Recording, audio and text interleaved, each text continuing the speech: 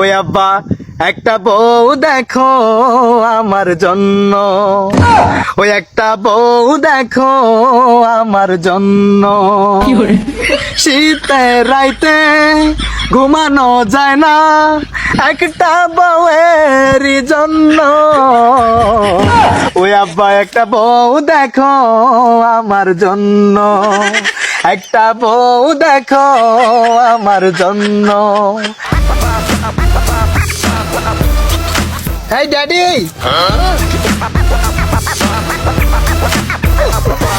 কি করে আব্বু?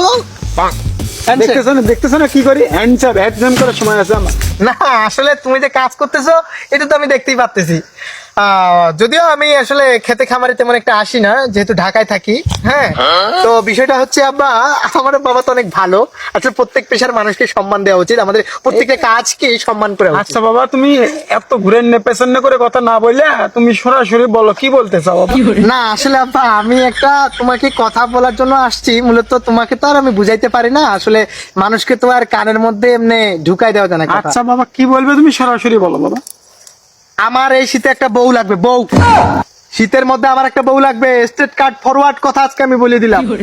তোমাকে আমি বোঝানোর জন্য কত কিছুই করলাম, নিজের চৌকিটাকে করাত দিয়ে দ্বিখণ্ডিত করে দুই ভাগ করে দিলাম যে এত বড় খাট আমার দরকার নাই, বউ ছাড়া আমি শীতের হাতে থাকতে পারি না। আমি তোমাকে বোঝানোর জন্য, মাকে বোঝানোর জন্য আমি ওয়াচ করলাম, সেই ওয়াচ টিকটকে মিলিয়ন মিলিয়ন ভিউ হইলো, কিন্তু তুমি দেখলাম না, আমার আম্মাই দেখলাম না। তাহলে আমার কষ্টটা তোমরা ছাড়া কে বুঝবে? আব্বা আমার একটা বিয়া দিয়ে দাও। তাই আজকে আমি তোমাকে আবারও, তোমার জন্য আমি একটা গান লিখছি। বাবা গান লিখছো বাবা? আমি তোমার জন্য একটা গান লিখছি, গান শোনা বাবা। গান শোনো দেখি বাবা, কেমন গান? তুমি আমার গান শোনা বাবা, আমার ভালো আব্বা। তাহলে আমার গানটা শোনো। আচ্ছা মনোযোগ দিয়ে শুনবা কিন্তু। আচ্ছা বাবা, শুনতেছি। ওয়াজটা শুনো না, এবার কিন্তু মনোযোগ দিয়ে শুনবা, আচ্ছা বাবা, নাহলে কিন্তু এই ক্ষেতের মধ্যে একটা আগুন আমার ধরবে। কাম বন্ধ করলাম, আমি বললাম। আচ্ছা, জানো তো তোমার ছেলে সঙ্গীত প্রতিযোগিতায় অলিম্পিকে সেরা, আমি জানি তো। গান গায় ঢাকার মধ্যে। ওই আব্বা একটা বউ দেখো আমার জন্য, ওই একটা বউ দেখো আমার জন্য। শীতের রাইতে ঘুমানো যায় না একটা বউয়েরই জন্য। ওই আব্বা একটা বউ দেখো আমার জন্য, একটা বউ দেখো আমার জন্য। সে কালা হোক আরে ফর্সা হোক, আরে গরিব হোক, আরে কানা হোক, আরে ল্যাংরা হোক, সে লুলাও হোক, একটা মেয়ে হলে আমার চলবো, একটা বউ হইলে আমার চলবো। ওই আব্বা একটা বউ দেখো আমার জন্য, ওই আব্বা একটা বউ দেখো আমার জন্য।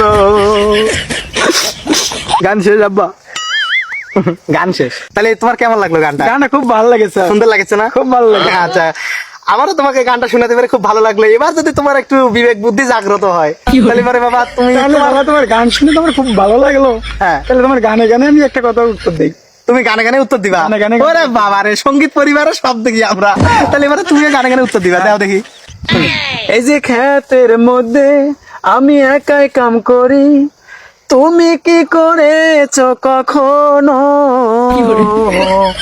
কেমনে বউ দেখি তোমার জন্য, কেমনে বউ দেখি তোমার জন্য।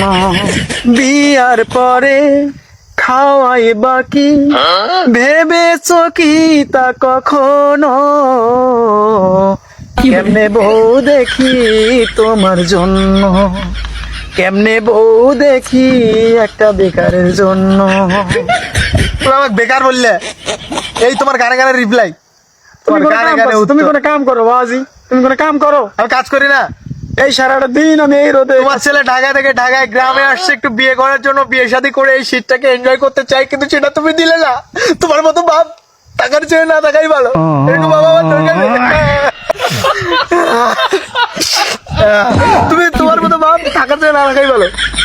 তোমাকে আমি আজ পর্যন্ত বুঝাইতে পারলাম না, গানে গানে এগুলো কি কচুর মুখের উত্তর দিলা তুমি। তোমার এই উত্তর শুনে আমার একটু ভালো লাগে নাই। আমার বিয়ের প্যাড়া উঠছে, গেড়া উঠছে, সব উঠছে।